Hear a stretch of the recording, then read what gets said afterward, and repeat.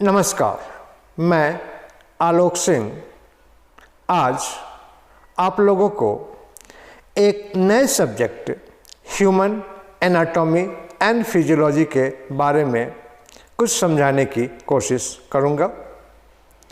ये सब्जेक्ट हमारे medical profession, pharmacy, medical lab technology, nursing और कोई भी प्रोफेशन हो जो पैरा मेडिकल कोर्सेज से रिलेटेड है, वहाँ पे इसे पढ़ना है। ये सब्जेक्ट एक तरह से विंडो का काम करता है।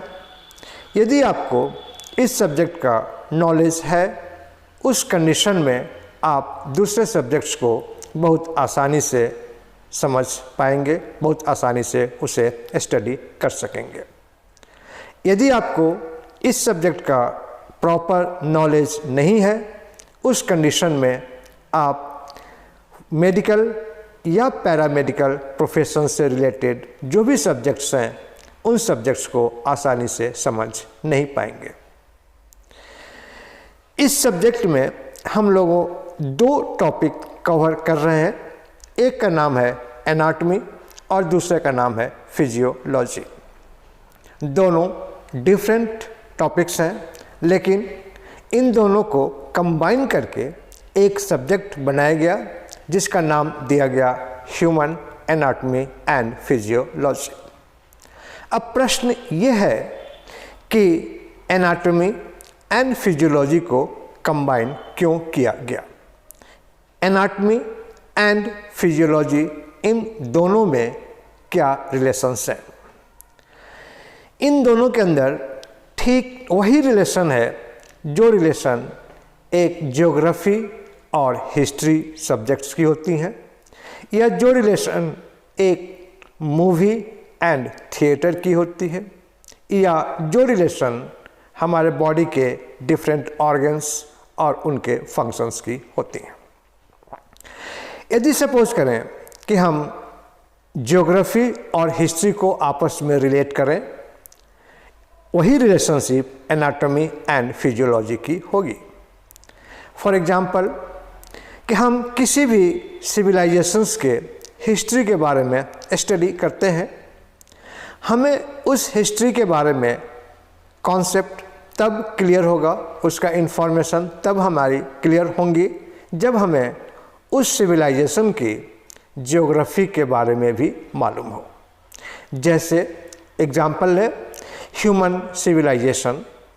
ह्यूमन सिविलाइजेशन फॉरेस्ट से स्टार्ट हुआ और उसके बाद वो फील्ड्स में आए। यदि हम जो ह्यूमन सिविलाइजेशंस फॉरेस्ट हैं, तो हमें उस हिस्ट्री के बारे में क्लियर इन्फॉर्मेशन तभी मिल पाएगी जब हमें उस फॉरेस्ट की ज्योग्राफी मालूम हो। पर्सन या ह्यूमन बीइंग फॉरेस्ट से बाहर निकल के फील्ड्स के अंदर अपने आप को सिविलाइज्ड किया, और वो सिविलाइजेशन जो डेवलप हुई वो सारी रिवर साइड्स पे डेवलप हुई। तो यदि हमें रिवर की ज्योग्राफी मालूम हो तो हम बहुत आसानी से वहाँ पे डेवलप हुए सिविलाइजेशंस के बारे में भी जानकारी हासिल कर सकते हैं। ठीक इसी तरह सपोज करें कि एक थिएटर है और उस थिएटर के अंदर कोई मूवी चल रही है, तो हम यहाँ पे जो थिएटर होंगी उस थिएटर को कहेंगे ये एनाटॉमी है, और जो मूवी चल रही है उस मूवी को कहेंगे ये फिजियोलॉजी है। जैसे हम यदि ज्योग्राफी हमें मालूम है, रिवर साइड्स की ज्योग्राफी हमें मालूम है, तो हम कहेंगे ये इसका एनाटॉमी है, और उस रिवर साइड्स पे जो जो डेवलपमेंट हो रही हैं जिसे हम एज ए हिस्ट्री स्टडी करते हैं, तो हम कहेंगे ये हिस्ट्री जो है इट इज़ ए फिजियोलॉजी। अपने बॉडी का या अपने मकान का एग्जाम्पल लें। जिस मकान में आप रह रहे हैं वो मकान दीवार की बनी होंगी, ईंटों की बनी होंगी, कुछ कमरे होंगे, वॉशरूम होंगे, किचन होंगी, बेडरूम होंगे, ड्राइंग रूम होंगे, एट्सेट्रा एट्सेट्रा, बहुत सारे कमरे हैं। जब हम उन रूम के बारे में स्टडी करेंगे तो हम कहेंगे this is the anatomy of the house. और उन कमरे के अंदर, उस रूम के अंदर जो भी फंक्शन परफॉर्म किया जा रहा है, तो जो वो फंक्शन परफॉर्म किया जा रहा है that is the physiology of that room. जैसे सपोज करें किचन है, किचन की दीवार के बारे में मालूम है, स्लैब्स के बारे में मालूम है, फर्श के बारे में मालूम है, तो कहेंगे it is the anatomy of that kitchen. लेकिन उस किचन के अंदर जो एक्टिविटी हो रही है, यदि हम उस एक्टिविटी के बारे में स्टडी करेंगे तो हम कहेंगे that is the physiology of that kitchen. हम अपने बॉडी का एग्जाम्पल लेते हैं। हमारे बॉडी के अंदर बहुत सारे सिस्टम्स हैं, बहुत सारे ऑर्गन्स हैं, और सारे ऑर्गन्स अपना अपना फंक्शन परफॉर्म करती हैं। जैसे डिफरेंट सिस्टम्स हैं, respiratory system, circulatory system, excretory system, reproductive system, central nervous system etcetera. अब हमें मालूम है, एग्जाम्पल लेते हैं सेंट्रल नर्वस सिस्टम का, तो हमें मालूम है ये सेंट्रल नर्वस सिस्टम स्कल में पाया जाता है। तो जब हम उस सेंट्रल नर्वस सिस्टम के स्ट्रक्चर के बारे में स्टडी करेंगे तब हम कहेंगे इट इज़ एनाटॉमी, और उस सेंट्रल नर्वस सिस्टम के द्वारा जो फंक्शंस परफॉर्म किया जा रहा है तब हम उस फंक्शन को कहेंगे इट इज़ फिजियोलॉजी। दूसरा एग्जाम्पल आप ले सकते हैं रेस्पिरेटरी सिस्टम। रेस्पिरेटरी सिस्टम की जब हम एनाटॉमी स्टडी करेंगे हम जानेंगे लंग्स क्या है, नोज़ का क्या स्ट्रक्चर है, जो डिफरेंट विंड पाइप है जिसके थ्रू एयर नोज़ से होते हुए लंग्स तक पहुंच रही हैं, उसका क्या स्ट्रक्चर है। जब हम इन स्ट्रक्चर्स को स्टडी करेंगे तब हम कहेंगे इट इज़ एनाटॉमी। और यदि इन स्ट्रक्चर्स के द्वारा जो फंक्शंस परफॉर्म किया जा रहा है और जब हम उन फंक्शंस को स्टडी करेंगे तब हम कहेंगे इट इज़ फिजियोलॉजी। तो these are the relationships between anatomy and physiology।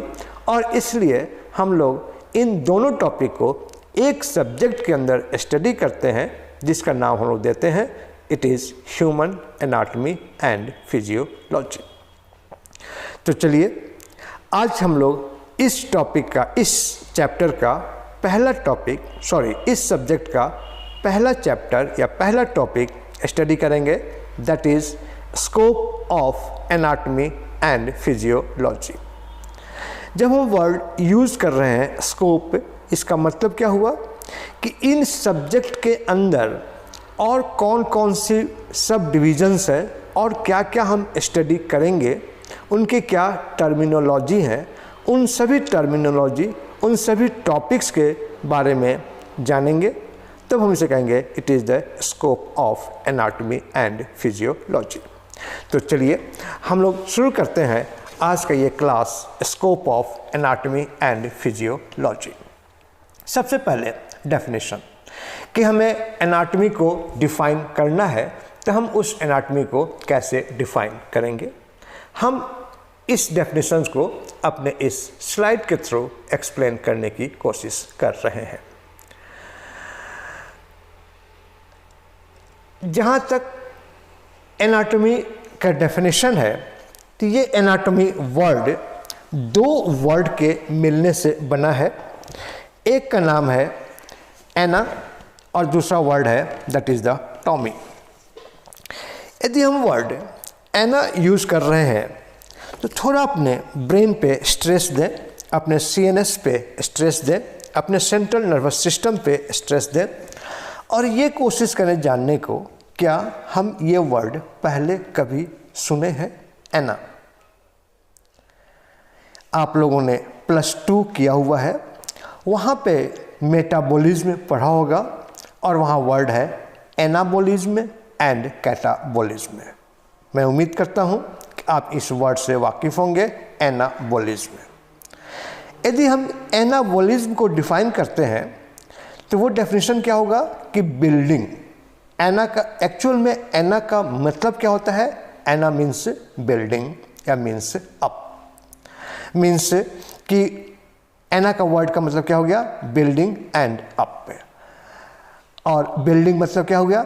Structure. Means कि जब भी हम वर्ड एना यूज़ कर रहे हैं ये किससे रिलेटेड है? दैट इज़ द स्ट्रक्चर से। जैसे आप ऐना को रिलेट कर सकते हैं आईना से। आईना में क्या होता है कि आप अपने बॉडी के स्ट्रक्चर को बहुत आसानी से देख सकते हैं। बॉडी की जो भी फिगर्स हैं, आईज है, नोज़ है, आपका लिम्स हैं, हैंड है, उन सभी को आसानी से आप उस इमेज को देख सकते हैं, मीन्स आप इसके स्ट्रक्चर को देख सकते हैं। उसी आईना वर्ड की तरह एक वर्ड है ऐना। ऐना का मतलब क्या हो गया? बिल्डिंग और अप, मीन्स जो स्ट्रक्चर है उसका बिल्डिंग कैसा है। दूसरा वर्ड है दैट इज टॉमी। हमें लगता है ये टॉमी वर्ड भी आपने पहले कभी ज़रूर सुना होगा। जैसे बहुत से लोग होंगे, बहुत से पब्लिक होंगे, अपने डॉग्स का नाम टॉमी रखते हैं। क्या कभी आपने सोचा कि उसका नाम, डॉग का नाम टॉमी क्यों रखा गया? एक्चुअल में टॉमी वर्ड का मतलब क्या होता है? कटिंग। और डॉग्स के लिए किस बात के लिए फेमस है? ये काट सकते हैं। तो टॉमी मीन्स कटिंग और ana means up, means structure, means building, means वैसा सब्जेक्ट जहाँ पे हम ह्यूमन बॉडी के स्ट्रक्चर के बारे में स्टडी कर रहे हैं, ह्यूमन बॉडी के स्ट्रक्चर के रिलेशनशिप के बारे में स्टडी कर रहे हैं, तब हम उस सब्जेक्ट का नाम देते हैं इट इज़ द एनाटॉमी। अब जब वर्ड टॉमी आया, और टॉमी का मतलब क्या हम लोगों ने कहा? That is the cutting. और जो कटिंग वर्ड है, इसके लिए एक और वर्ड आपने सुना होगा जिसे हम लोग कहते हैं डाइसेक्शन। डाइसेक्शन मतलब भी क्या होता है? कटिंग। कोई एनिमल है, उस एनिमल को हम कट कर रहे हैं, तो हम मेडिकल टर्मिनोलॉजी में जो वर्ड यूज़ करते हैं दैट इज़ द डाइसेक्शन। तो अब एनाटॉमी का में टॉमी का मतलब हो गया कटिंग, और डाइसेक्शन का भी मतलब क्या हो गया? कटिंग। तो अब इस एनाटॉमी एंड डाइसेक्शन में क्या डिफरेंस है? एनाटॉमी क्या हो गया? It is structure of, it is study of body structure and there relationships. जबकि डाइसेक्शन का मतलब क्या हो गया? It is A art. यह एक कला है कि किस तरह से हम बॉडी के ऊपर कट लगा रहे हैं, कट परफॉर्म कर रहे हैं, तब हम उसे क्या कहेंगे? It is the dissection. Means दोनों का मीनिंग तो एक है, लेकिन दोनों का जो यूज़ है वो यूज़ क्या होगा? अलग अलग होगा। एनाटॉमी मतलब क्या हो गया? It is a study of whole body structure, individual organs and their relationship with the each other. आप स्लाइड पे देख रहे होंगे कि एनाटॉमी का डेफिनेशन लिखा हुआ है। पहला डेफिनेशन लिखा हुआ है कि anatomy is study of the body structural component bye there surgical dissection. इसी को हम रिवाइज कर सकते हैं, दूसरे वर्ड में बोल सकते हैं कि it is means anatomy. Anatomy is study of whole body, individual organ and their relationship with the each other. कि जब हम किसी भी इंडिविजुअल ऑर्गन्स के स्ट्रक्चर के बारे में स्टडी कर रहे हैं, उन ऑर्गन्स के आपस में रिलेशनशिप के बारे में स्टडी कर रहे हैं, तब हम उस सब्जेक्ट का या उस ब्रांच का नाम देते हैं इट इज़ एनाटॉमी। अभी हमारी डेफिनेशन ये कंप्लीट हो गई। अब नेक्स्ट पार्ट है that is the division of anatomy. जब हम वर्ड यूज़ करते हैं डिवीज़न ऑफ एनाटॉमी, इसका मतलब क्या हुआ? पार्ट ऑफ एनाटॉमी, या कह सकते हैं क्लासिफिकेशन ऑफ एनाटॉमी। एनाटॉमी एक वास्ट सब्जेक्ट है, एक वाइड टॉपिक है, जिसके अंदर हम बॉडी के स्ट्रक्चर को डिफरेंट टाइप से, अलग अलग तरीके से स्टडी करेंगे, और हम जिस तरह से स्टडी कर रहे हैं उस तरह से उसके कारण हम एनाटॉमी को फिर डिफरेंट ब्रांच में सब डिवाइड कर सकते हैं। जैसे पहला एग्जांपल हमारा that is the gross anatomy. जब हम वर्ड यूज़ करते हैं it is a gross anatomy.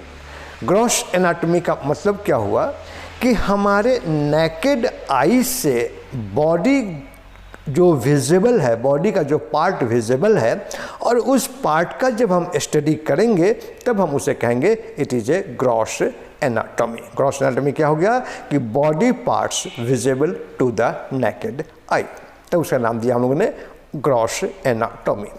इसी ग्रॉस एनाटॉमी का एक हम दूसरा नाम भी दे सकते हैं, that is called macroscopic anatomy. Macroscopic anatomy का मतलब क्या हो गया कि नेकेड आई से जो कुछ हमें दिख रहा है और हम उसका स्टडी कर रहे हैं, उसके स्ट्रक्चर का स्टडी कर रहे हैं, that is the macroscopic anatomy और ग्रॉस एनाटॉमी। नेक्स्ट पार्ट है that is the microscopic anatomy. जब हम वर्ड यूज करते हैं माइक्रोस्कोपिक एनाटॉमी, मतलब क्या हुआ कि वैसा स्ट्रक्चर, जो स्ट्रक्चर हमारे नेकेड आई से विजिबल नहीं है और उनके स्ट्रक्चर को हम स्टडी कर रहे हैं बाय यूजिंग माइक्रोस्कोप, तब हम उस एनाटॉमी का नाम देंगे it is a microscopic anatomy. अब ये जो माइक्रोस्कोपिक एनाटॉमी है, इसको फर्दर दो क्लास में, दो पार्ट में डिवाइड किया जाता है। एक का नाम है साइटोलॉजी और दूसरे का नाम है histology. Cytology and histology. Cytology का मतलब क्या हुआ कि एनाटॉमिकल स्टडी ऑफ सेल्स, कि हम सेल्स का एनाटॉमिकल स्टडी कर रहे हैं बाय यूजिंग माइक्रोस्कोप, तब हम उस टॉपिक या उस सब्जेक्ट का या उस चैप्टर का नाम देंगे इट इज साइटोलॉजी। और जब हम किसी टिश्यूज़ के स्ट्रक्चर के बारे में स्टडी कर रहे हैं बाय यूजिंग माइक्रोस्कोप, तब उससे हम लोग कहेंगे इट इज हिस्टोलॉजी।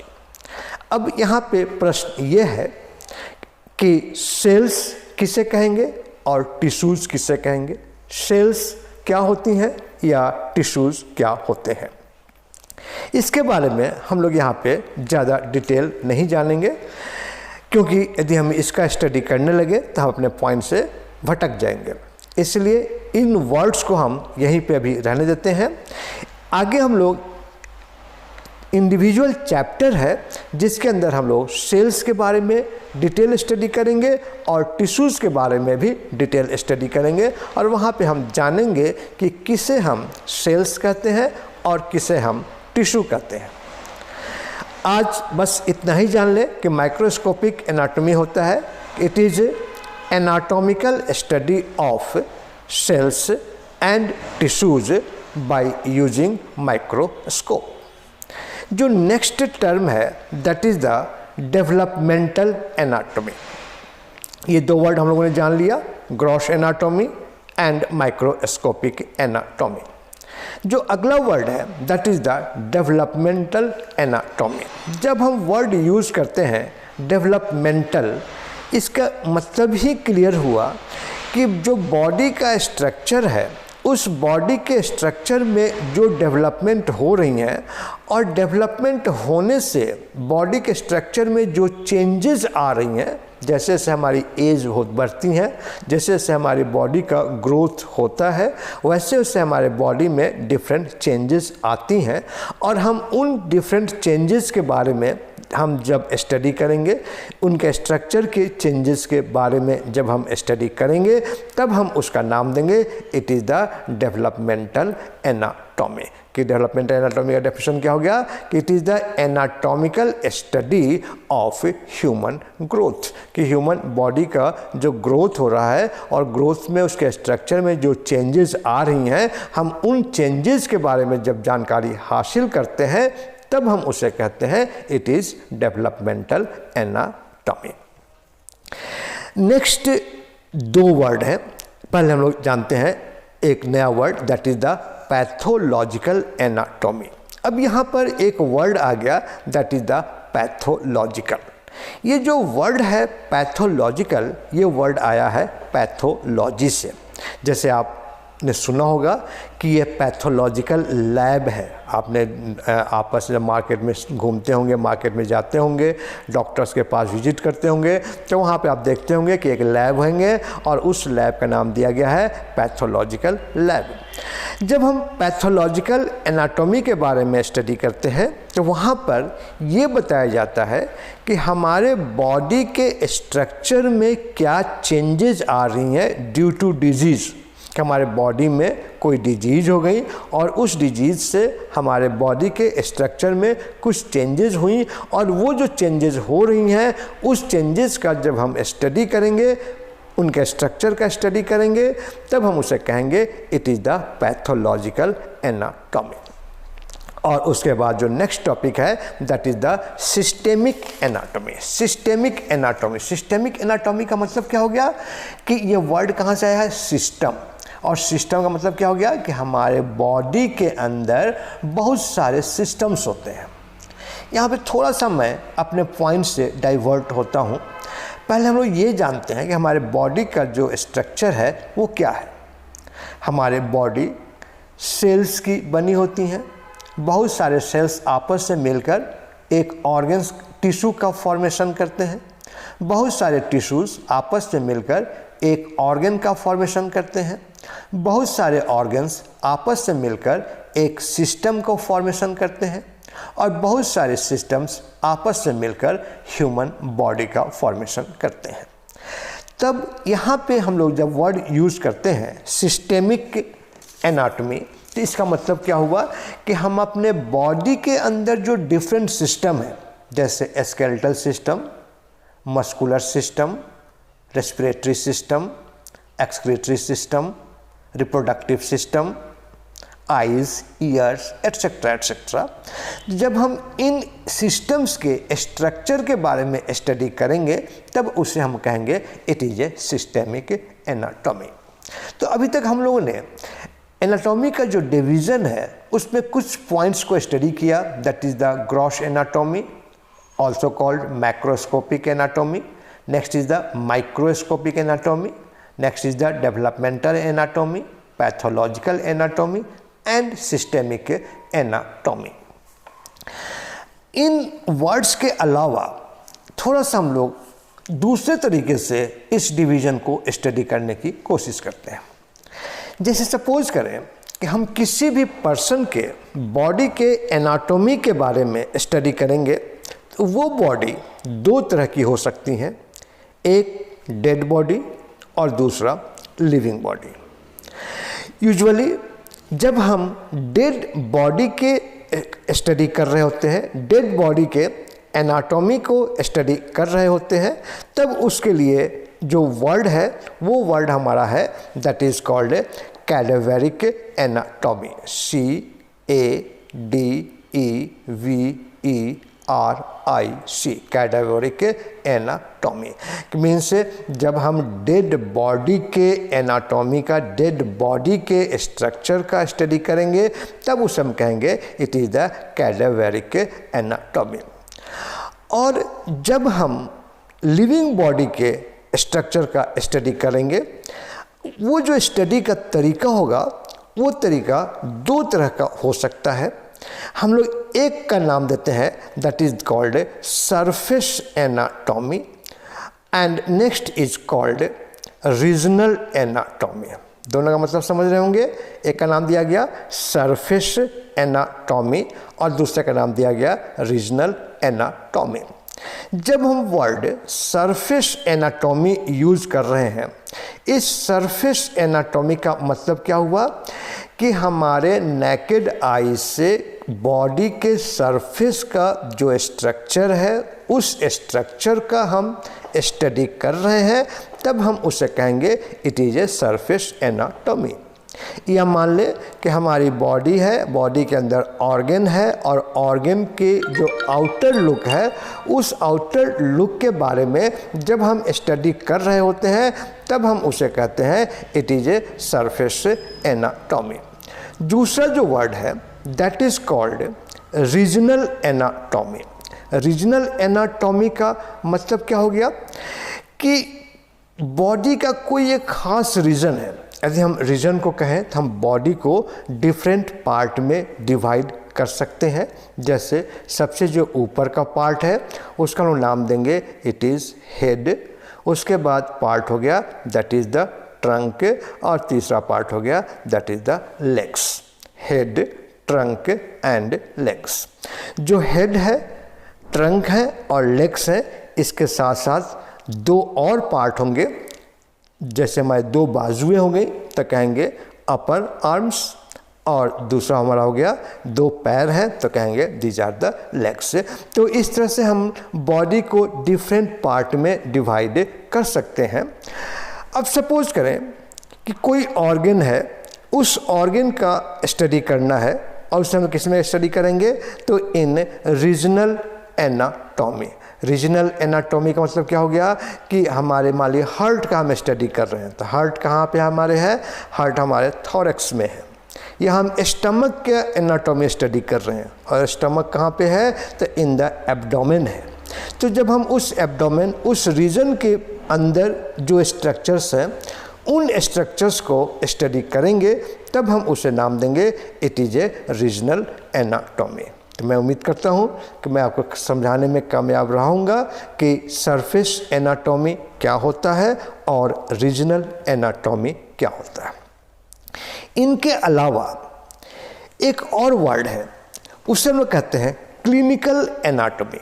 जब हम वर्ड यूज़ करेंगे क्लिनिकल एनाटॉमी, इस क्लिनिकल एनाटॉमी का मतलब क्या हो गया कि जो इसका दूसरा नाम भी दे सकते हैं, it is also known as applied anatomy. मतलब कि ऐसा स्ट्रक्चर जिस स्ट्रक्चर का स्टडी करने के बाद हम किसी भी डिजीज़ को डायग्नोज कर पाएँ तब हम उस एनाटॉमी का नाम देंगे it is a clinical anatomy और अप्लाइड एनाटॉमी। जैसे सपोज करें कि हमें जुकाम हो गया है, जुकाम हो गया मीन्स वायरल फीवर हो गई है, उसमें क्या होगा कि हमारे रेस्पिरेटरी सिस्टम का जो स्ट्रक्चर होगा वो स्ट्रक्चर चेंज हो जाएगा। अब हमारे जो नॉर्मल स्ट्रक्चर है वो हमें मालूम है और डिजीज होने के बाद जो स्ट्रक्चर में चेंज आया वो हमें मालूम है। तो हम उस चेंज ऑफ स्ट्रक्चर से ये आइडेंटिफाई कर सकते हैं कि पर्सन के बॉडी में कौन सा डिजीज है। मीन्स कि वैसा एनाटॉमिकल स्टडी जिस एनाटॉमिकल स्टडी से हमारे बॉडी को हम किसी भी डिजीज़ को डायग्नोज करने में हेल्प करे तब हम उस एनाटॉमी का नाम देंगे it is the clinical anatomy. तो these are the subdivision या these are the division of the anatomy. अब हम लोगों ने ये जान लिया कि हमारे जो एनाटॉमी है वो एनाटॉमी के कितने डिवीजन्स होंगे। अब हम लोग एक नए टॉपिक पे आ रहे हैं, इसी स्कोप ऑफ एनाटॉमी फिजियोलॉजी का ही फर्स्ट टॉपिक हम लोगों ने स्टडी किया कि एनाटॉमी क्या होता है, फिजियोलॉजी क्या होता है और एनाटॉमी के कितने डिवीज़न हैं। अब हम लोग स्टडी करेंगे टर्म्स ऑफ एनाटॉमी। मीन्स कि जब हम बॉडी के एनाटॉमी का स्टडी कर रहे होंगे उस समय हम कुछ टेक्निकल, कुछ मेडिकल टर्म्स यूज़ करेंगे। जो मेडिकल टर्म्स आपके इंग्लिश लैंग्वेज में हो सकता है न मिले, लेकिन हमें इन टर्म्स के बारे में नॉलेज होनी चाहिए। और जब हमें इन टर्म्स के बारे में नॉलेज होगा तभी हम जो भी हम लोगों ने स्टडी किया रीजनल एनाटॉमी या सरफेस एनाटॉमी या क्लिनिकल एनाटॉमी, तो उसके बारे में हम अपने आप को तभी एक्सप्रेस कर पाएंगे जब हम इन सभी टर्म्स के से फेमिलियर हो जाएंगे। सबसे पहला हो गया एनाटॉमिकल पोजीशन। एनाटॉमिकल पोजीशन मतलब क्या हुआ कि आप किसी भी ह्यूमन बॉडी के स्ट्रक्चर को स्टडी कर रहे हैं तो वो ह्यूमन बॉडी किस पोजीशन में है। क्या वो स्टैंडिंग पोजीशन में है, क्या वो सिटिंग पोजीशन में है, क्या वो स्लीपिंग पोजीशन में है। तो उनके पोजीशन के अनुसार जब हम उसे स्टडी करेंगे तो उस समय कहेंगे these are the anatomical position. इससे यदि हम इसको डिफाइन करना चाहें एनाटॉमिकल पोजीशन को, इसका मतलब क्या हो गया कि बॉडी पोस्चर और body parts relationship with the each other, कि बॉडी का क्या पोस्चर है या जो बॉडी है वो जो बॉडी के पार्ट्स हैं उन पार्ट्स का आपस में क्या रिलेशनशिप है, और जब हम इसका स्टडी करेंगे तो उसे क्या कहेंगे, it is the anatomical position. मैं उम्मीद करता हूँ कि जो पोस्चर वर्ड है, इस पोस्चर वर्ड के बारे में आपको मालूम होना होगा कि पोस्चर का मतलब क्या होता है। अब जब हम स्टैंडर्ड पोजीशन कहेंगे तो जो बॉडी है वो बॉडी जब इरेक्ट कंडीशन में होंगी तब हम कहेंगे it is the standard position. Means कि यदि किसी भी पर्सन का, किसी भी बॉडी का एनाटॉमिकल स्टडी करना है तो जो सबसे बेस्ट पोजीशन क्या होगा, that is the erect position of the human body. Erect position का मतलब क्या हो गया कि that is the standing position of the human body. कि ह्यूमन बॉडी का जो स्टैंडिंग पोजीशन है उसे हम लोग कहेंगे it is the erect position. Erect position का मतलब क्या हो गया कि जो हमारी बॉडी है वो बॉडी जो आर्म है, या आर्म पर देखें, आर्म क्या हो गया, arm in forward direction. Means कि जो ये आर्म है ये आर्म हमारे फॉरवर्ड डायरेक्शन में है, सामने की तरफ है।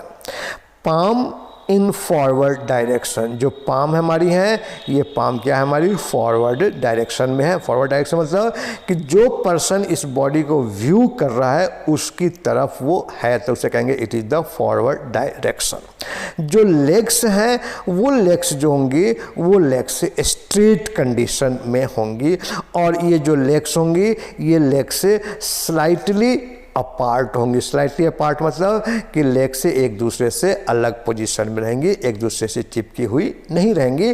तब हम इस पोजीशन कहते हैं it is the bodies erect position, और इस पोजीशन को हम कहा जाता है it is the standard anatomical position. अब यहाँ पे आप डायग्राम के अंदर दो वर्ड देख रहे हैं, क्रैनियल एक जगह लिखा हुआ है that is the cranial end, और दूसरी जगह लिखा हुआ है that is the caudal end. ये क्रैनियल एंड और कॉर्डल एंड क्या होता है इसको हम लोग नेक्स्ट स्लाइड में स्टडी करेंगे। अब देखिए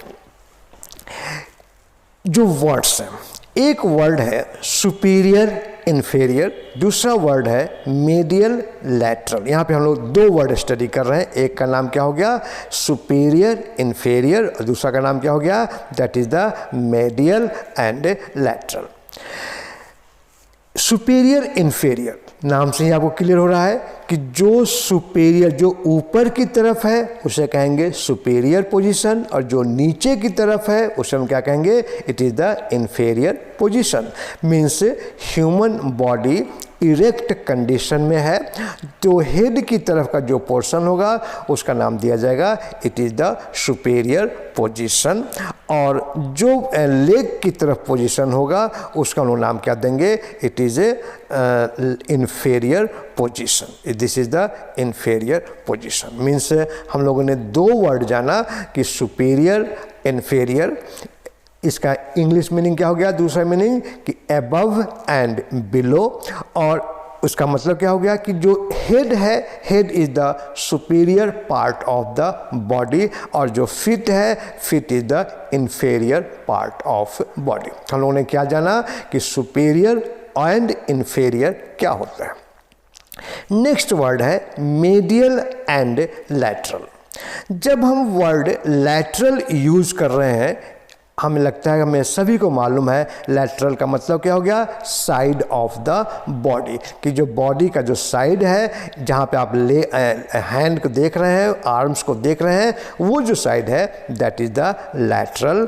और जो मीडियल का मतलब क्या हो गया, जो बीच वाला पोजीशन है middle of the body that is called the medial. Mean दो वर्ड हो गया मीडियल एंड लैटरल। अब देखिए ये जो फिगर है, ये जो ह्यूमन बॉडी आप देख रहे हैं, ये ह्यूमन बॉडी लैटरल पोजीशन में है। लैटरल पोजीशन मतलब कि इस बॉडी का आप साइड व्यू देख रहे हैं, इसकी जो साइड से जो जैसा दिखाई दे रहा है बॉडी, वो व्यू हमारे सामने आ रहा है, तो इसे क्या कहेंगे it is the lateral position. यहाँ पे दो वर्ड और लिखा हुआ है, एक का नाम है एंटीरियर वेंट्रल और दूसरा का नाम है पोस्टीरियर और डॉर्सल। मीन्स कि जब हम व्यू कर रहे हैं और हमारे सामने जो बॉडी दिखाई दे रही है, जहाँ पे पर्सन का ह्यूमन बॉडी का नेक, लिप्स, थॉरेक्स, एब्डोमेन सारी कुछ दिखाई दे रही हैं, वो जो पोर्शन है उसे हम लोग कहते हैं it is the anterior portion और it is a ventral portion. दोनों में से कोई भी वर्ड यूज कर सकते हैं, एंटीरियर एंड वेंट्रल। मीन्स कि जो व्यूअर को दिखाई दे रहा है दैट इज कॉल्ड एंटीरियर, और जो बैक साइड है that is called the posterior. Means body का जो बैक साइड हो, जो फ्रंट साइड हो गया दैट इज द एंटीरियर या कहेंगे वेंट्रल, और जो बैक साइड है दैट इज कॉल्ड पोस्टीरियर और डॉर्सल। तो ये दो टर्मिनोलॉजी हम लोगों ने समझा कि सुपेरियर क्या होता है, इन्फेरियर क्या होता है, मेडियल क्या होता है और लैटरल क्या होता है। अब यहाँ पे थोड़ा सा कन्फ्यूजन है। कन्फ्यूजन क्या है कि यहाँ पे हमने वर्ड लिखा क्रैनियल। क्रैनियल का मतलब क्या हुआ ये, और यहाँ पे हम उसी चीज़ को क्या दिखा रहे हैं, इट इज सुपीरियर। तो दोनों में क्या फ़र्क है, किससे हम कहेंगे सुपीरियर है और किससे हम कहेंगे क्रैनियल है। जब हम हेड के बारे में स्टडी कर रहे हैं, इंडिविजुअल हेड के बारे में स्टडी कर रहे हैं, तो हेड का जो सुपीरियर पोजिशन है, जो अपर पोजिशन है, उसका हम लोग क्या नाम देंगे, it is the cranial end of the skull, और हम कह सकते हैं it is also cranial end of the body.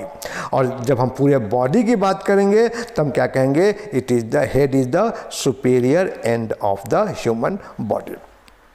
इसके बाद डॉर्सल और वेंट्रल हम लोगों ने जान लिया कि जो एंटेरियर है उसका हम लोग नाम देंगे वेंट्रल, और जो पोस्टेरियर है, जो पीछे है, उसको लोग क्या नाम देंगे, डॉर्सल। क्लियर लिखा हुआ है स्लाइड के अंदर। Ventral means side of body facing viewer, और डॉर्सल मीन्स क्या हो गया कि back side of the body या ऑफ द ऑर्गेनिज्म। और यहाँ पे देखिए ये वर्ड डिफाइन किया हुआ है, that is cranial end chordal.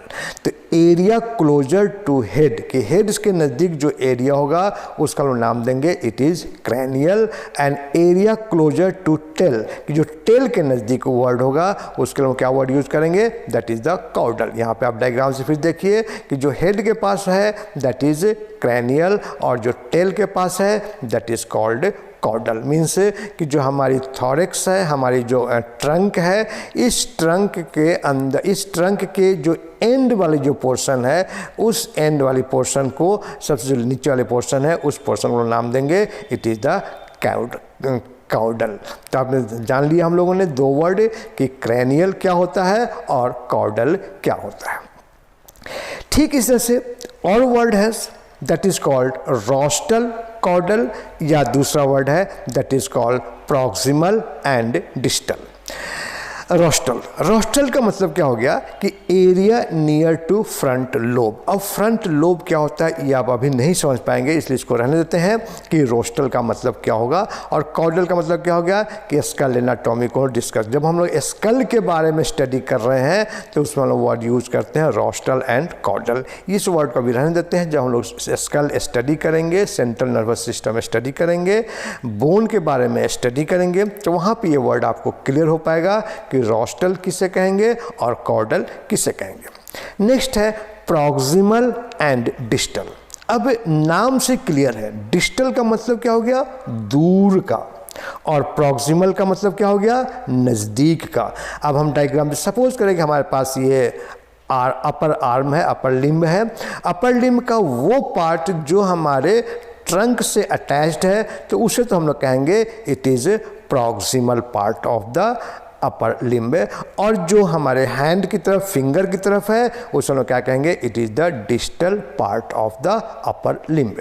इस अपर लिम्ब का एक और नाम होता है जिसे हम क्या नाम दे रहे हैं, it is the upper extremities. Upper extremities क्या होता है हम लोग आगे डिटेल स्टडी करेंगे। अभी सिर्फ इतना जान लें कि जो हम हैंड यहाँ पे देख रहे हैं, जो अपर आर्म हम यहाँ पे देख रहे हैं, उसका एक और नाम होता है that is called the upper extremities. तो अपर एक्सट्रीमिटीज़ का वो पार्ट जो ट्रंक से अटैच्ड है, उस पार्ट को हम लोग, ये पार्ट हमारी ट्रंक से अटैच्ड है, इसे हम लोग वर्ड यूज़ करेंगे प्रॉक्सिमल। और जो पार्ट हमारी हैंड से अटैच्ड है उसको हम वर्ड यूज़ करेंगे इट इज़ ए डिस्टल। तो हम लोगों ने ये दो वर्ड जाना कि किससे हम कहेंगे प्रॉक्सिमल और किससे हम कहेंगे डिस्टल। कि यहाँ पे देखिए डेफिनेशन लिखा हुआ है कि प्रॉक्सिमल का मतलब क्या हो गया, near joining point with the body, और डिस्टल का मतलब क्या हो गया, लिम्ब नियर फिंगर की जो अपर लिम्ब है वो फिंगर के पास जो एरिया है उस एरिया को हम कहेंगे it is the distal part of the upper लिंग। अब हम लोगों ने जितने वर्ड स्टडी किया उन सारे वर्ड्स को इस डायग्राम के थ्रू हम एक्सप्लेन कर रहे हैं। हमें मालूम हो गया इन्फेरियर मीन्स बॉडी का जो लोएस्ट पार्ट है उसको हम लोग क्या कहेंगे, it is inferior part of the human body, और जो अपर पार्ट है उसको हम लोग क्या नाम देंगे, it is the superior part of the human body. इस सुपेरियर पार्ट ऑफ जब स्कल की हम बात करेंगे तो इसका हम लोग सुपेरियर के साथ साथ एक और नाम देंगे, that is called the cranial part of the human body. ये हमारा थॉरेक्स है, हम सभी को मालूम है थॉरेक्स क्या होता है। ये हमारा जो थॉरेक्स वाला पोर्शन है उसे कहेंगे it is the anterior part of the human body, और it is called the ventral part of the human body. Abdomen क्या होता है, हम सभी को मालूम है कि ये एब्डोमेन है। उसके बाद हमारी ये प्रॉक्सिमल पार्ट है और ये हमारा डिस्टल पार्ट है। और इसके अलावा हम लोग ये कॉर्डल जो ट्रंक का जो लास्ट पार्ट है उसके लिए वर्ड यूज़ किया गया, दैट इज़ द कॉर्डल। और यहाँ जो आप डॉट डॉट देख रहे हैं it is the medial line. Medial line का मतलब क्या हो गया कि वैसा लाइन जो लाइन हमारे बॉडी को दो इक्वल पार्ट में डिवाइड करता हो, तब हम उस बॉडी को कहेंगे it is the medial line of the body. तो these are the terms that is used in the anatomy topic. Means अब हम लोगों ने दो चीज़ें स्टडी कर ली। एक का हम लोगों ने नाम दिया दैट इज़ द एक हम लोगों ने नाम दिया that is the division of anatomy, और दूसरे को हम लोगों ने नाम दिया दैट इज़ द हम लोगों ने क्या नाम दिया, डिवीज़न ऑफ द एनाटॉमी, और दूसरा उन्होंने स्टडी किया that is the terms of the anatomy. अब हम लोग आते हैं नेक्स्ट टॉपिक और लास्ट टॉपिक पे, that is the planes of the body. कि जो बॉडी है उस बॉडी को हम कितने प्लेन मतलब कितने पार्ट में हम डिवाइड कर सकते हैं। हम सभी को मालूम है, दो वर्ड तो हम सभी जानते हैं, एक को कहते हैं राइट हैंड साइड और दूसरा लोग कहते हैं left hand side. Means body को जो मेडियल पार्ट्स हम डिवाइड करेंगे तो एक पार्ट होगा जिसे हम लोग कहेंगे it is the right hand side of the human body, और दूसरा होगा उसे हम लोग कहेंगे left hand side of the human body. तो चलिए हम लोग इसी को अपने इस डायग्राम के थ्रू समझने की कोशिश करते हैं। अब देखिए सबसे ऊपर लिखा हुआ word sagittal plane. Sagittal plane मतलब क्या हुआ कि वैसा प्लेन जो प्लेन हमारे बॉडी को दो इक्वल पार्ट में डिवाइड कर रहा है उससे हम लोग कहेंगे it is the sagittal plane. इसके बारे में हम लोग जो वहाँ टर्म में यूज़ किया था वहाँ टर्म क्या था, मेडियल टर्म। लेकिन अब हम जब प्लेन की बात करेंगे तो उसके लिए जो वर्ड है that is called the sagittal plane, जो हमारे बॉडी को लेफ्ट और राइट पार्ट में डिवाइड करेगा। तो जो राइट पोर्शन होगा उसे कहेंगे राइट सजाइटल प्लेन, और जो लेफ्ट पोर्शन होगा उसे कहेंगे it is the left sagittal plane. ये हमारी प्लेन होगी। दूसरा पार्ट है जिसे हम लोग कहते हैं कोरोनल प्लेन।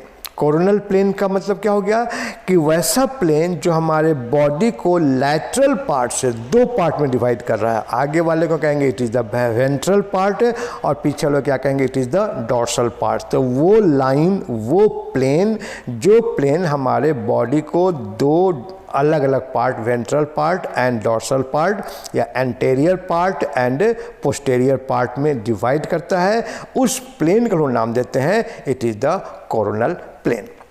इसके अलावा एक वर्ड है that is the transverse plane. Transverse plane मतलब क्या हुआ कि वैसा लाइन जो हमारे अर्थ के हॉरिजॉन्टल है और वो लाइन हमारे बॉडी को डिफरेंट पार्ट में डिवाइड कर रहा है, तब हम उस लाइन को क्या नाम देंगे, it is the transverse plane. Means transverse plane क्या हो गया कि it runs parallel to the earth, और ये हमारे बॉडी को दो पार्ट में डिवाइड करता है। अपर वाला जो पार्ट होगा उसे कहेंगे क्रैनियल एंड, और जो लोअर वाला पार्ट होगा उसे हम कहेंगे it is the caudal end. मैं उम्मीद कर रहा हूँ कि आपको याद होगा क्रैनियल एंड किसे कहते थे और कॉर्डल एंड किसे कहते थे। इस तरह से हम लोगों ने डिफरेंट प्लेन्स के बारे में स्टडी कर लिया कि प्लेन्स क्या क्या हमारी हैं। सजाइटल प्लेन है, जो प्लेन हमारे बॉडी को लॉन्गिट्यूडिनली 2 इक्वल पार्ट में डिवाइड कर रही हैं। एक पार्ट को हम लोग कहेंगे राइट सजाइटल प्लेन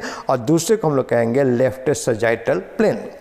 दूसरा हो गया कॉर्नल प्लेन। कॉर्नल प्लेन मतलब कि वैसा लाइन जो लाइन लैटरल पोजीशन में हमारे बॉडी को 2 इक्वल पार्ट में डिवाइड करती हैं। तो जो एंटेरियर पार्ट होगा उसे कहेंगे वेंट्रल और जो पोस्टेरियर पार्ट होगा उसे कहेंगे डॉर्सल। और लास्ट हो गया हमारा that is the transverse plane. Transverse plane का मतलब क्या हो गया कि ये प्लेन ग्राउंड के अर्थ के पैरेलल चलती हैं और ये प्लेन भी हमारे बॉडी को 2 पार्ट में डिवाइड करती हैं।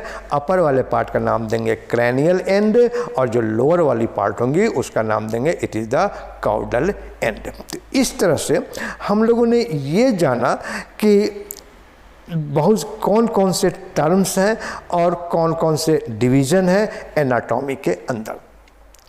अब इसके अलावा लास्ट पॉइंट बच गया कि terms to study in anatomy.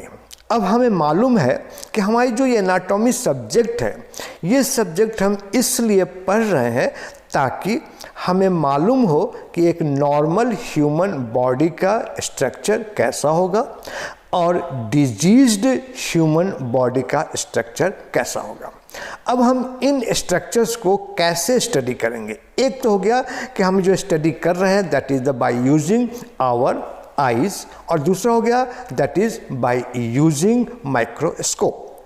लेकिन इसके अलावा और भी कुछ मेथड्स हो सकते हैं जो फिजिशियंस यूज़ करते हैं to understand the structure of the body, structure of the organ और structure of the part of the human body। वो टेक्निक्स क्या क्या है, 3-4 टेक्निक्स हैं। मैं समझ रहा हूँ कि वीडियो थोड़ा लंबा हो रहा है, आप पेशेंस लूज़ कर रहे होंगे, बस थोड़ी देर और इंतज़ार कीजिए और हमारा ये क्लास से आज से ख़त्म हो जाएगा। आज हम लोग जानेंगे वो टर्म्स कौन कौन से हैं। सबसे पहला जो टर्म है that is called palpitation. Palpitation लिखा हुआ, एक्चुअल वर्ड क्या है पल्पिटेशन। पल्पिटेशन का मतलब क्या हुआ कि हम जैसे आप देखते हुए कि डॉक्टर के पास आप जाते हैं तो डॉक्टर आपके एब्डोमेन एरिया को चेक कर रहे होते हैं तो अपने फिंगर्स को वहाँ पे रखकर कुछ महसूस करते हैं कि वहाँ पे स्वेलिंग है या नहीं है, या आपके रिस्ट पे रखकर वो महसूस करते हैं कि जो पल्स रेट है वो पल्स रेट कितनी है। मीन्स कि डॉक्टर्स या फिजिशियन अपने हैंड्स को यूज़ करके जो फील करते हैं स्ट्रक्चर के बारे में और उस फीलिंग से जो डायग्नोसिस करते हैं तो वो जो फीलिंग है उस फीलिंग के प्रोसेस को हम लोग नाम देंगे इट इज़ द पल्पिटेशन। दूसरा वर्ड है एस्क्यूलेटेशन। एस्क्यूलेटेशन का मतलब क्या होगा, आप देखते होंगे डॉक्टर स्टेथोस्कोप जिसे हम हिंदी में आला भी कहते हैं, ये आला या स्टेथोस्कोप डॉक्टर्स यूज़ करते हैं और इसके द्वारा जो बॉडी के अंदर डिफरेंट टाइप की साउंड्स हैं उन साउंड्स को वो सुनने की कोशिश करते हैं और उस साउंड्स के आधार पे वो डिसाइड करते हैं कि बॉडी के स्ट्रक्चर में कुछ चेंजेस आई हैं या नहीं आई हैं। तो जब हम बॉडी के स्ट्रक्चर के चेंजेस को महसूस करने के लिए, समझने के लिए हम स्टेथोस्कोप का यूज़ करेंगे, तब हम उस मेथड को क्या नाम देंगे, it is the auscultation. That is the listening body normal and natural sound. Example, heart का साउंड सुन रहे हैं या लंग्स, जैसे हम सांस लेते हैं तो सांस लेने में यदि हमारा जुकाम हो तो हमारे सांस में घर घर की आवाज़ आती है, वो आवाज़ आसानी से डॉक्टर इस स्टेथोस्कोप के थोड़ा सुन सकती हैं और उससे वो आइडेंटिफाई करते हैं कि इनके रेस्पिरेटरी सिस्टम के अंदर स्वेलिंग है जिसके चलते ये साउंड डेवलप हो रहा है। नेक्स्ट वर्ड है that is called percussion. Percussion का मतलब क्या हो गया कि सपोज करें कि हमारी बॉडी में एबनॉर्मली कहीं फ्लूइड जमा हो गया या हमारे बॉडी के अंदर कोई एयर पॉकेट बन गई, वो फ्लूइड इकट्ठा हो गया या वो जो एयर पॉकेट बन गया, डॉक्टर्स टैपिंग के द्वारा एक साउंड देखते हैं और उस साउंड से वो पता लगाते हैं कि वहाँ पे कोई फ्लूइड इकट्ठा है, उस स्ट्रक्चर में फ्लूइड है या नहीं है, एयर पॉकेट बना है या नहीं है। तो वो जो मेथड होगा उसके लिए जो हम वर्ड यूज़ करते हैं दैट इज़ कॉल्ड परक्यूशन। तो इस तरह से हम लोगों ने आज अभी तक ये स्टडी किया कि एनाटॉमी क्या होता है, एनाटॉमी के कितने डिविजन्स हैं, हमारी बॉडी की क्या प्लेन्स हैं, प्लेन्स ऑफ द बॉडी, और कुछ टर्म्स जो टर्म्स डॉक्टर्स यूज़ करते हैं to diagnose the human body. इसके अलावा और भी बहुत सारे तरीका है, जैसे इसे कहेंगे इमेजिनेशन एनाटॉमी या रेडियोलॉजिकल एनाटॉमी। मीन्स एक्सरे के द्वारा हम किसी भी बॉडी के स्ट्रक्चर को स्टडी कर रहे हैं तब उसे कहेंगे it is the radiological anatomy. या हम अल्ट्रासाउंड के द्वारा बॉडी किसी स्ट्रक्चर को स्टडी कर रहे हैं या बॉडी का हम स्कैनिंग कर रहे हैं, तो ये जो सारी एनाटॉमी है that all come under the category of radiology anatomy. इस तरह से हम लोगों ने कंप्लीट किया कि एनाटॉमी क्या होता है। अब जो हमारा नेक्स्ट पार्ट है इसी सब्जेक्ट का दैट इज़ कॉल्ड फिजियोलॉजी। अब ये जो फिजियोलॉजी है दो वर्ड के मिलने से बना है, जिसे हम कहते हैं फाइसिस और दूसरा लोग कहते हैं लॉगोस। फाइसिस मीन्स नेचर, जैसे हम लोग फिजिक्स वर्ड यूज़ करते हैं, फिजिक्स वर्ड भी इसी फाइसिस वर्ड से बना है और फिजियोलॉजी वर्ड भी इसी फाइसिस वर्ड से बना है। और इस फाइसिस का मतलब क्या होता है नेचर, और दूसरा क्या हमारा है that is the logos means study, कि हमारी बॉडी के अंदर जो फंक्शंस हो रही हैं, नेचुरल फंक्शंस हो रही हैं, नेचुरल प्रोसेसेस हो रही हैं, उन फंक्शंस या उन प्रोसेसेस का जब हम स्टडी करते हैं तब हम उसे कहते हैं it is the physiology of the human body.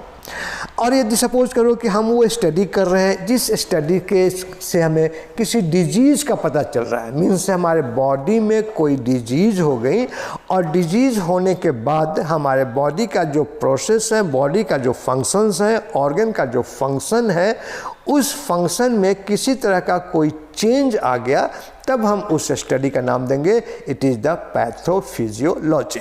Means कि वहाँ पे हम जो प्रोसेस है, जो फंक्शंस ऑर्गन का वो चेंज हो रहा है, किसके चलते, तो ड्यू टू एनी डिजीज, और हम वहाँ जब फिजियोलॉजी स्टडी करेंगे तो उसका नाम देंगे इट इज़ द पैथोफिजियोलॉजी। उसी तरह से वर्ड है पैथोजेनेसिस।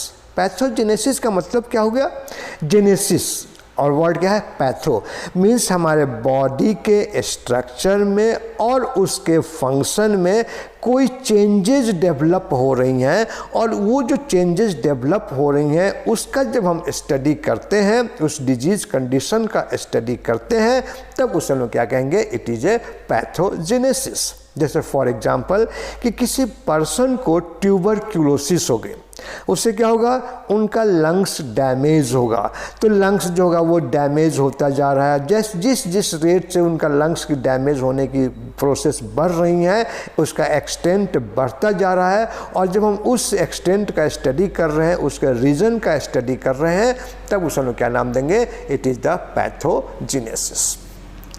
अब जो ये हमारी पैथोलॉजी है, जैसे हम लोगों ने एनाटॉमी का डिफरेंट डिवीज़न हुआ, ठीक उसी तरह से पैथोलॉजी का भी अपना अलग डिवीज़न होगा जिसे कहेंगे डिवीज़न ऑफ पैथोलॉजी। इसमें बहुत सारे वर्ड हैं जैसे होम्योस्टैसिस, एटियोलॉजी, हिस्टोपैथोलॉजी, बहुत सारे वर्ड्स हैं, लेकिन हम लोग तीन ही वर्ड्स जानेंगे जो इम्पॉर्टेंट वर्ड्स हैं, that is the homeostasis, etiology and histopathology. देखिए सबसे पहला वर्ड है होम्योस्टैसिस। ये जो होम्योस्टैसिस वर्ड है बहुत इंटरेस्टिंग वर्ड है। इंटरेस्टिंग वर्ड क्यों है, जैसे आप महसूस करते होंगे कि आपको फीवर हो गया, और आपको जब फीवर हुआ तो उस कंडीशन में आपने कोई मेडिसिन्स खाया, मेडिसिन्स लेने के बाद आपके बॉडी में स्वेटिंग हो रही है, आपका जो बॉडी है बहुत ज़्यादा पसीना आ रहा है। आपने कभी सोचा कि वो पसीना क्यों आ रहा है? हमारे बॉडी का टेम्परेचर फिक्स है, चाहे वो ठंड के मौसम में हम रहें या सर्दी के मौसम में रहें, हमारी जो बॉडी का जो टेम्परेचर रहेगा वो टेम्परेचर हमेशा फिक्स रहेगा, नॉर्मल कंडीशन में रहेगा। क्या कभी आपने ये जानने की कोशिश की कि वो नॉर्मल कंडीशन क्यों रह रहा है, किस कारण से हमारे बॉडी का जो टेम्परेचर है वो फिक्स है? हमें मालूम है कि हमारे बॉडी के अंदर ब्लड का वॉल्यूम फिक्स है। यदि उसके ब्लड का वॉल्यूम उससे ज़्यादा होगा या कम होगा तो हम डिजीज हो जाएंगी। मीन्स से हमारी बॉडी अपनी तरफ से कोशिश करती है कि ब्लड का जो वॉल्यूम फिक्स है, चाहे हम कितना भी पानी पिएं वो ब्लड का वॉल्यूम उतना फिक्स रहेगा। ये जो हमारी बॉडी की एबिलिटी है कि to maintain conditions of the body irrespective of the any changes in the environment, कि हमारे हैबिट में कोई चेंजेज आ रहा हो, हमारे इन्वायरमेंट में कोई चेंजेज आ रहा हो, लेकिन बॉडी जो होगा अपने कंडीशंस को फिक्स रखेगा, अपने कंडीशंस को मेंटेन रखेगा, टेम्परेचर को मेंटेन रखेगा, ब्लड के वॉल्यूम को मेंटेन रखेगा, हार्ट बीट है वो कांस्टेंट रहेंगी, आपकी जो रेस्पिरेटरी रेट है वो कांस्टेंट रहेंगी। तो ये जो सारी जो चीज़ें हमारी बॉडी के अंदर फिक्स होती हैं, वो जो प्रोसेस होता है उस प्रोसेस का हम नाम देते हैं इट इज़ द होम्योस्टेसिस। अब देखिए डेफिनेशन में क्या कहा जा रहा है होम्योस्टेसिस का, कि ability of the human body, ability of the body to maintain internal environment constant irrespective of any changes in the external environment of the body. और ये जो एबिलिटी है, इस एबिलिटी के लिए जो हम वर्ड यूज करते हैं दैट इज कॉल्ड होम्योस्टेसिस। जो नेक्स्ट वर्ड है दैट इज एटियोलॉजी। ये जो एटियोलॉजी है इसका दोनों स्पेलिंग करेक्ट है। कहीं किसी बुक में आप पाएंगे कि इट इज AETIOLOGY और किसी बुक में आप पाएंगे वहाँ पे ए साइलेंट रहेगा, ETIOLOGY। दोनों स्पेलिंग ही करेक्ट है। तो एटियोलॉजी का मतलब क्या हो गया कि हमारे बॉडी में कोई डिजीज हुआ और उस डिजीज क्यों हुआ, किस कारण से हुआ, उस कारण का जब हम स्टडी करते हैं, उस कारण का हम साइंटिफिक स्टडी करते हैं, तब हम उसे कहते हैं इट इज़ द एटियोलॉजी। और लास्ट हमारा है that is the histopathology. Histopathology नाम से ही क्लियर है, हिस्टो हम लोग पहले जान चुके हैं कि हिस्टोलॉजी का मतलब क्या हुआ कि जहाँ पे हम टिश्यू के बारे में स्टडी करते हैं उसे हम कहते हैं इट इज़ हिस्टोलॉजी। और जब हम उस टिश्यू के अंदर कोई डिजीज हो गई और उस डिजीज का हम स्टडी कर रहे हैं बाय यूजिंग माइक्रोस्कोप, तब हम उस सब्जेक्ट का या उस टॉपिक का या उस चैप्टर का नाम देंगे इट इज़ द हिस्टोपैथोलॉजी। इस तरह से हम लोगों ने ये जाना, बहुत सारे डिवीज़न है लेकिन मेनली ये 3 डिवीज़न है, उन 3 डिवीज़न के बारे में जाना। अब जैसे मान लीजिए कि हम जैसे डायग्राम देखिए हिस्टोलॉजी, हिस्टोपैथोलॉजी। हिस्टोपैथोलॉजी मतलब कि ये जो आप डायग्राम देख रहे हैं ये हमारे बॉडी के एक टिश्यूज़ का है। अब हम माइक्रोस्कोप से इन टिश्यूज़ को स्टडी कर रहे हैं, इसके बारे में आपको ज़्यादा पता नहीं चलेगा। जब हम टिश्यू स्टडी करेंगे तब हम जानेंगे डिटेल की क्या होता है। लेकिन ये क्या है कि नॉर्मल एपिथेलियल टिश्यू का माइक्रोस्कोपिकल स्ट्रक्चर है और इसके अंदर यदि कोई चेंजेज आ रही है किसी डिजीज़ के चलते, तब उसे हम लोग क्या नाम देंगे it is the histopathology. Homeostasis का कुछ एग्जाम्पल है, जैसे हमारे बॉडी के टेम्परेचर कम हो गया तो क्या होगा, हमारी बॉडी का जो ब्लड वेसल्स होंगी वो ब्लड वेसल्स कॉन्स्ट्रिक्ट हो जाएंगी, हमारे बॉडी के अंदर स्वेटिंग होना शुरू हो जाएगा, हमारे बॉडी में स्वेटिंग नहीं होगा। आपने कभी ये महसूस किया कि जब आपको ठंड लगती है, जब आप किसी ठंड के एनवायरनमेंट में, ठंडे क्लाइमेट में जा रहे होते हैं, उस समय आपके पैरों में शिवरिंग हो रही होती है या आपके बॉडी में शिवरिंग हो रही होती है। शिवरिंग मतलब कुछ कॉन्ट्रैक्शन रिलैक्सेशन शुरू हो जाती है मसल्स के अंदर। ये शिवरिंग क्यों होती हैं? उसका मेन पर्पस होता है कि शिवरिंग के द्वारा मसल से हीट जनरेट करता है ताकि हमारे बॉडी का जो टेम्परेचर है वो टेम्परेचर नॉर्मल रहे और जो एक्सटर्नल टेम्परेचर है वो उसको अफेक्ट ना करे। मीन्स क्या हुआ कि यदि हमारे बॉडी का टेम्परेचर कम हो गया किसी भी कारण से, तो हमारी जो बॉडी का जो ब्लड वेसल्स होंगी वो कॉन्स्ट्रिक्ट हो जाएंगी। किसी तरह का कोई स्वेटिंग नहीं होगा और बॉडी में शिवरिंग स्टार्ट हो जाएंगी, ताकि शिवरिंग के द्वारा हीट जनरेट हो और हमारा जो बॉडी का टेम्परेचर है वो नॉर्मल कंडीशन में आ जाए। This is called homeostasis. Next example है, सपोज करें कि हमारे बॉडी का टेम्परेचर इंक्रीज हो गया। उस कंडीशन में क्या होगा कि हमारी जो ब्लड, देखते होंगे आप कि किसी को बुखार लगा तो उसका जो फेस होता है वो रेड कलर का हो जाता है। मीन्स उनका जो ब्लड वेसल्स है वहाँ पर ब्लड वेसल्स डायलेट हो गई, ब्लड ज़्यादा इकट्ठा हो गया। मीन्स ब्लड अब क्या कर रहा है कि इंटरनल बॉडी के टेम्परेचर को स्किन तक ला रहा है और स्किन से फिर वो टेम्परेचर का लूज होकर वो टेम्परेचर जो हीट है वो हीट एटमॉस्फेयर में एंटर कर रहा है। That is the loss of heat. दूसरा क्या होगा कि हमारे बॉडी में स्वेटिंग होगी। जो स्वेटिंग होगी तो क्या होगा कि वो स्वेट इवापोरेट होगा। अब हमें मालूम है कि किसी भी लिक्विड को जब वेपर के फॉर्म में कन्वर्ट करना होता है तो उसे हीट की आवश्यकता होगी। अब ये हीट स्वेट कहाँ से लेगा? तो हमारे बॉडी के हीट को वो कंज्यूम करेगा और वो इवापोरेट होगा, और जब बॉडी का हीट कंज्यूम हो जाएगा तो बॉडी का जो टेम्परेचर है वो टेम्परेचर डाउन हो जाएगा और बॉडी नॉर्मल कंडीशन में आ जाएंगी। तो these are the few example of homeostasis, histopathology and these are the etiology. Etiology मतलब क्या हो गया कि डिजीज़ का रीज़न, वो डिजीज़ हमारी बॉडी में क्यों हो सकती हैं, जेनेटिक कारण से हो सकती हैं, हमारी इम्यूनिटी कमज़ोर हो गई, या हमारे जो इन्वायरमेंट है उस इन्वायरमेंट में कुछ माइक्रोब्स आ गए और वो माइक्रोब्स हमारे बॉडी के अंदर एंटर कर गए और डिजीज़ को प्रोड्यूस कर दिया। इस तरह से हम लोगों ने आज ये चैप्टर, ये टॉपिक कंप्लीट किया, that is the scope of anatomy and physiology. इसमें एक छोटा सा टॉपिक और रह गया, चूँकि ये वीडियो काफ़ी लंबा हो गया इसलिए हम लोग आज उसकी स्टडी नहीं करेंगे। नेक्स्ट क्लास में हम लोग इसी scope of anatomy and physiology topic को दोबारा से स्टडी करेंगे। कुछ और टर्म्स हैं, उन टर्म्स को जानेंगे। उसके बाद ये हमारा चैप्टर कंप्लीट हो जाएगा और फिर हम अपने मेन सब्जेक्ट पे, मेन टॉपिक पे आएंगे। मेन टॉपिक मतलब ये नहीं कि ये आपके सिलेबस में नहीं है, this is the also a part of your education curriculum और this is the first chapter of the scope of anatomy and physiology. मैं उम्मीद करता हूँ कि इस टॉपिक को मैं समझाने में कामयाब रहा हूँगा। फिर भी यदि आपको कोई परेशानी है, कोई डाउट है या कुछ और इम्प्रूवमेंट चाहते हैं तो वो ज़रूर बताएं, कमेंट बॉक्स में लिखें, शेयर करें हमसे। मैं कोशिश करूँगा उन डाउट्स को क्लियर करें। यदि कोई कमी है तो मैं कोशिश करूँगा कि मैं अपने आप को और इम्प्रूव करूँ ताकि आपको एक सेटिस्फैक्शन मिल सके इस क्लास को अटेंड करने के लिए। Thank you very much for viewing this video and staying with me for such long duration. Thanks a lot.